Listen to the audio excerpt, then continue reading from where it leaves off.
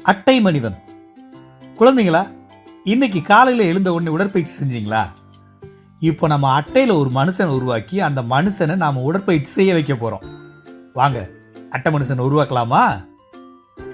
இந்த அட்டை மனிதன் தன்னோட கை கால்களை தூக்குறதையும் இறக்குறதையும் பார்க்க காலையில் நம்ம பண்ணுற உடற்பயிற்சி மாதிரியே இருக்குது தானே? இதை செய்ய நமக்கு என்னென்னவெல்லாம் பொருட்கள் தேவை தெரிஞ்சுக்கலாமா?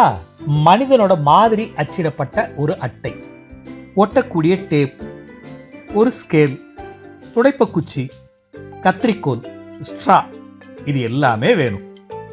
10 சென்டிமீட்டர் நீளமும் 6 சென்டிமீட்டர் அகலமும் இருக்கிற தடிமனான அட்டைத்தாளை எடுத்து அங்கே நீங்கள் பார்க்குற மாதிரி ஒரு மனிதனோட பொம்மையை வரைஞ்சிக்கங்க. இதில் வரையப்பட்டிருக்க கிடைமட்ட கோடுகளுக்கு தகுந்த மாதிரி நடுவில் மடிச்சுக்கங்க. இந்த கோடுகளுக்கு இடையே இடைவெளி 1 சென்டிமீட்டர் கட்டாயமாக இருக்கணும். இப்போ அட்டையை திருப்பி மடித்து இழுத்து இயங்குறத பாருங்களேன். இரட்டை மடிப்புக்கு நடுவில் இருக்கிற செங்குத்தான கோட்டில் அந்த காணொலியில் பார்க்குற மாதிரி கத்திரிக்கோலை வச்சு வெட்டிக்கங்க.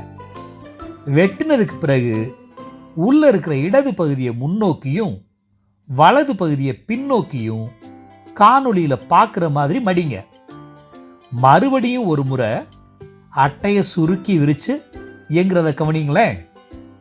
அடுத்து கைகள் இருக்கிற செவ்வக பகுதியை தலை தோல் அப்படின்னு பொம்மை தெளிவாக தெரியும்படி வெட்டிக்கணும். மறுபடியும் ஒரு முறை பொம்மை இயங்குறத பாருங்க.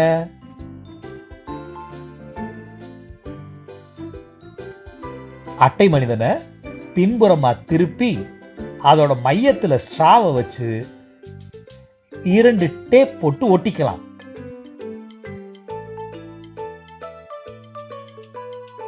அடுத்து மெல்லிய துடைப்பக்குச்சியை எடுத்து ஸ்ட்ராவில் சொருகி அதன் மறுமுனையை டேப்பை வச்சு தலையின் பின்பக்கத்தில் ஒட்டிக்கலாம்.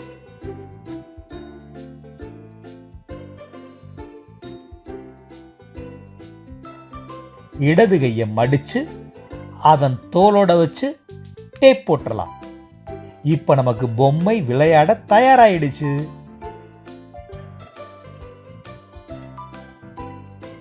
இந்த அட்டை பொம்மையை ஒரு கையில் பிடிச்சும் மற்றொரு கையில் குச்சியை மேலையும் கீழையும் நகர்த்தினா அட்டை மனிதன் தனது கையை மேலையும் கீழையும் ஆட்டி உடற்பயிற்சி செய்கிற மாதிரியே இருக்குதானே? இதை செய்கிறது ரொம்ப சுலபம்னு இப்போ உங்களுக்கு தெரிஞ்சிருக்கும். பின்ன என்ன, நீங்கள் செய்ய ஆரம்பிக்கலாமே.